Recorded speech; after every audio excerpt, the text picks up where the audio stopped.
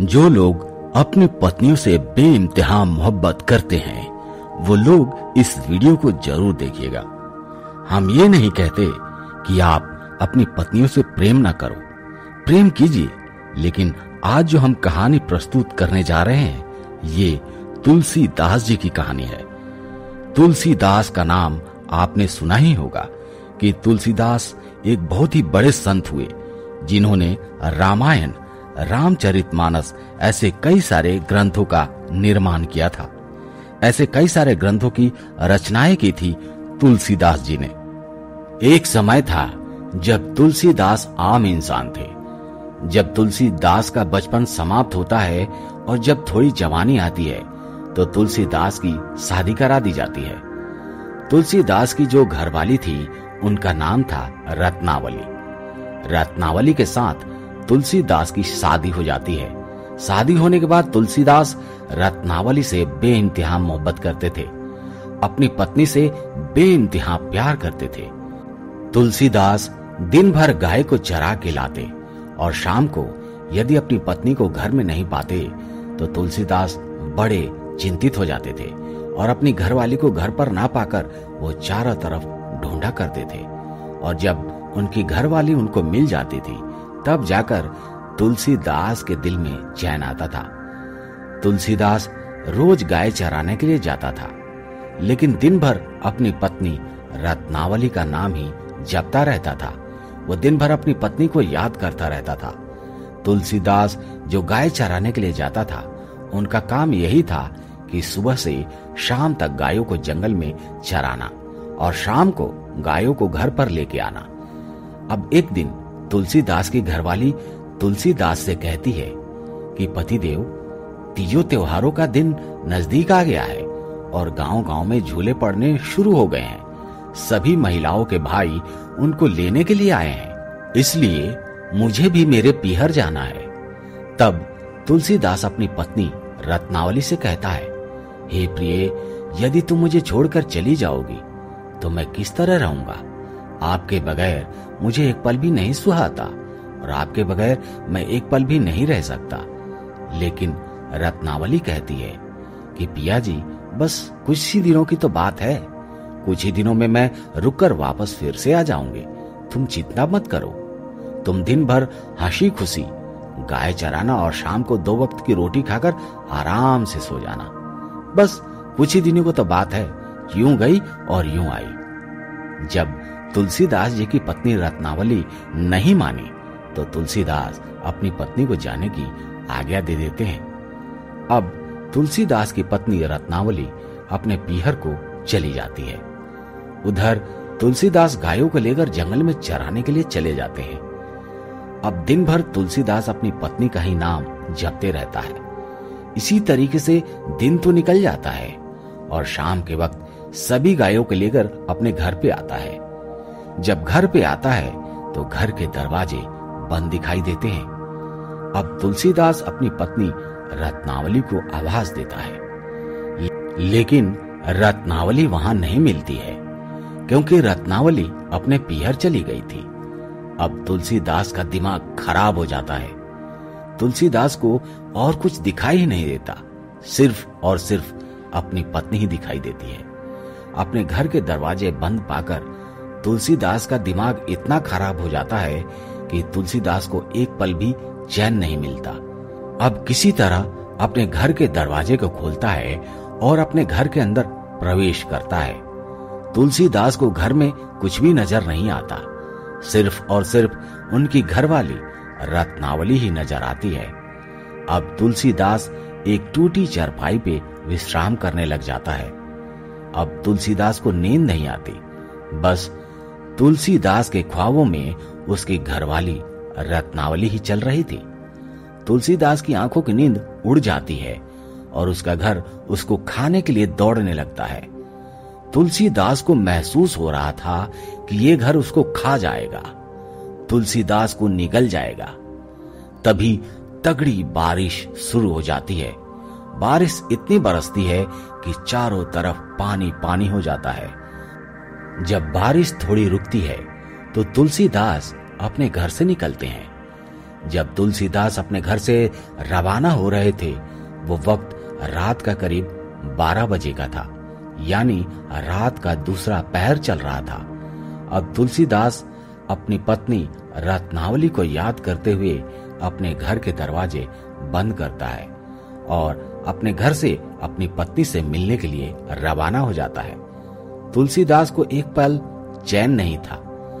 तुलसीदास अब यही सोच रहा था कि कितना जल्दी मैं अपनी पत्नी के पास पहुंच जाऊं। धीरे धीरे बारिश बरस रही थी और तुलसीदास नंगे पैर अपनी पत्नी से मिलने के लिए रवाना हो चुके थे। बारिश की वजह से सारे रास्ते अस्त व्यस्त हो चुके थे। रास्ते में कीचड़ बना हुआ था। तुलसीदास नंगे पैर दौड़ते हुए जा रहे थे। तुलसीदास के पांव में कहीं कांटे लगे थे, कहीं पे पत्थर लगे थे और कहीं कीचड़ में पूरा सन चुका था। अब तुलसीदास चलते चलते आधे रास्ते पहुंच जाते हैं। आधे रास्ते में जब तुलसीदास पहुंचते हैं तो तुलसीदास के आगे एक नदी आ जाती है। तेज बारिश होने की वजह से नदी अपने उफान पर थी। नदी में इतना तेज पानी था कि मानो हर किसी को वो बहा ले जाएगा। इतना तेज पानी नदी में आ रहा था। अब तुलसीदास नदी के किनारे खड़े हो जाते हैं और सोचने लगते हैं कि इस नदी को कैसे पार करूं, अपनी रत्नावली तक कैसे पहुंचूं। लेकिन पहुंचना मुझे जरूर है और जब तक मैं अपनी पत्नी से नहीं मिल लूंगा तब तक मुझे चैन नहीं मिलेगा। तुलसीदास नदी के किनारे खड़े होकर ये सोच ही रहे थे। तभी तुलसीदास को पानी में एक नाव जैसी चीज बहती दिखाई देती है। तब वो नाव बहती हुई तुलसीदास के तरफ आ रही थी। उसको देखकर तुलसीदास अपने मन में विचार करने लगते हैं कि मेरी पत्नी रत्नावली कितनी समझदार है। वो भी मुझसे बेइंतहा मोहब्बत करती है। उसको भी मेरे बगैर चैन नहीं है, इसलिए मेरे लिए उसने नाव भेजा है। लेकिन वो नाव नहीं था, वो एक बहता हुआ मुर्दा था। अब तुलसीदास उस मुर्दे को ना समझकर और उस पर सवार हो जाते हैं। पानी के साथ धीरे धीरे चलते हुए तुलसीदास नदी को पार कर लेता है और सिर्फ अपने मुख से रत्नावली अपनी पत्नी का नाम जपता रहता है। मध्य रात्रि का समय हो चुका था। तुलसीदास अपने ससुराल तक पहुंच जाता है। जब तुलसीदास अपने ससुराल में पहुंचता है तो देखता है कि मकान के सारे दरवाजे बंद थे। हवेली के पूरे दरवाजे बंद थे। तुलसीदास को अंदर जाने का कोई मार्ग नजर नहीं आता है। तब तुलसीदास मकान के पीछे जाता है, यानी कि अपने ससुराल वालों की हवेली के पीछे चला जाता है। तुलसीदास देखता है कि जिस कमरे में तुलसीदास की पत्नी रत्नावली सो रही थी, उस कमरे में एक मध्यम बहुत ही कम रोशनी में दीपक जल रहा था। अब उस दीपक को देखकर तुलसीदास बड़ा ही प्रसन्न होता है। सोचने लगता है कि मेरी पत्नी रत्नावली, उसको भी नींद नहीं आ रही है, उसे भी मेरी याद सता रही है, वो भी मुझसे मिलने का इंतजार कर रही है। मेरी पत्नी रत्नावली भी मुझसे बेइंतहा मोहब्बत करती है, इसलिए आधी रात तक जाग रही है और अपने कमरे में दीपक जला के रखा है। इसी बात को तुलसीदास जी सोचने लग जाते हैं। अब तुलसीदास जी को एक चिंता सताने लगती है कि मैं अपनी पत्नी तक कैसे पहुंचूं तो कैसे पहुंचूं, क्योंकि चारों तरफ से दरवाजे बंद हैं, सभी लोग सोए हुए हैं। तभी तुलसीदास जी को ऊपर से लटकी हुई एक मोटी रस्सी नजर पड़ती है। अब उसे देखकर तुलसीदास बड़ा ही प्रसन्न होता है और सोचने लगता है कि मेरी पत्नी रत्नावली मुझसे कितना प्रेम करती है, वो भी मेरा इंतजार कर रही है, इसलिए मुझे ऊपर चढ़ने के लिए उसने रस्सा लटका दिया है। अब वो रस्सा नहीं था, एक काला अजगर सांप था जो पानी के नाले में होके लटका हुआ था। जब तुलसीदास उस अजगर सांप को पकड़कर ऊपर चढ़ जाता है, अब वो जैसे ही ऊपर चढ़ता है और अपनी पत्नी के कमरे में जाता है तो वो देखता है कि उसकी पत्नी रत्नावली सो रही थी, वो गहरी नींद में थी। तब तुलसीदास अपनी पत्नी को जगाता है और कहता है, रत्नावली खड़ी हो जाओ, मैं आ चुका हूं रत्नावली, अब तुम खड़ी हो जाओ। रत्नावली की नींद टूटती है। रत्नावली देखती है कि तुलसीदास उसका पति उसके सामने खड़ा है। रत्नावली बड़ी चौंक जाती है और अपने पति से कहने लगती है कि अरे मूर्ख इंसान, तू कैसा इंसान है जो आधी रात्रि के समय मेरे कमरे तक आ गया। यदि तुम्हें आना ही था तो दिन में आते, सभी लोग तुम्हारा स्वागत करते।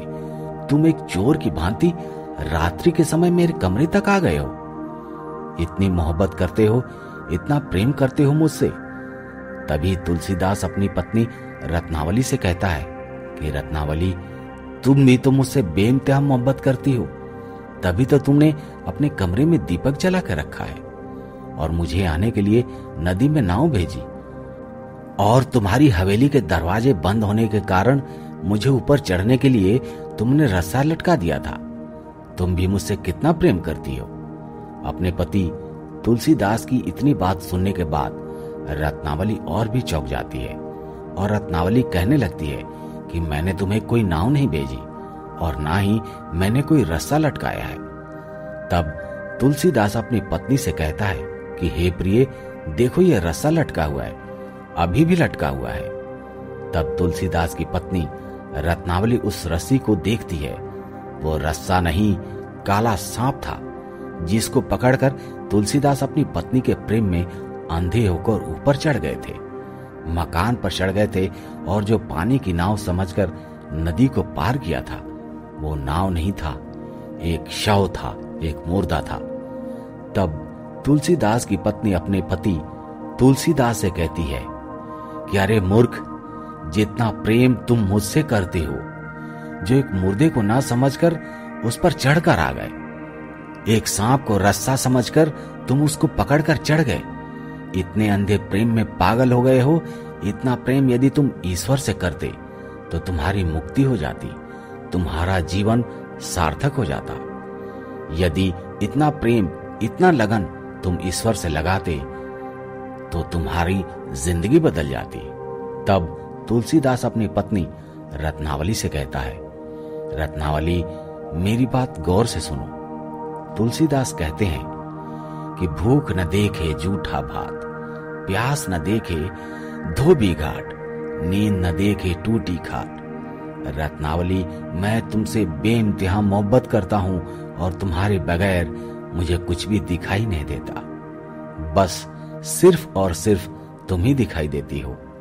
तब रत्नावली अपने पति तुलसीदास से कहती है कि मूर्ख इंसान, यदि इतना प्रेम तुमने ईश्वर से किया होता, इतना लगाव तुमने ईश्वर से किया होता, तो तुम्हारा जीवन सार्थक हो जाता, साथ में मेरा जीवन भी सार्थक हो जाता।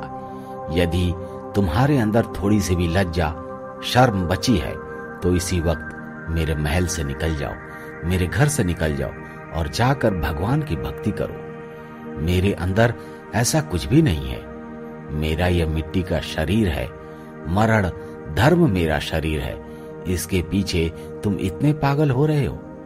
इस पागलपन को छोड़ो और तुरंत इसी वक्त मेरे महल से निकल जाओ, मेरे घर से बाहर निकल जाओ और जाकर, यदि तुम्हारी थोड़ी सी भी लज्जा है, थोड़ी सी भी शर्म है और यदि तुम सच्चे मर्द हो तो आज के बाद मुझसे प्रेम करना छोड़ दो और जितना प्रेम तुमने मुझसे किया है उससे तनिक मात्र भी यदि तुम ईश्वर से प्रेम करने लगो तो तुम्हारी मुक्ति हो जाएगी। तुलसीदास की पत्नी रत्नावली कैसी महिला होगी, कैसी स्त्री होगी जिसने अपने पति को इतना बड़ा ज्ञान दिया।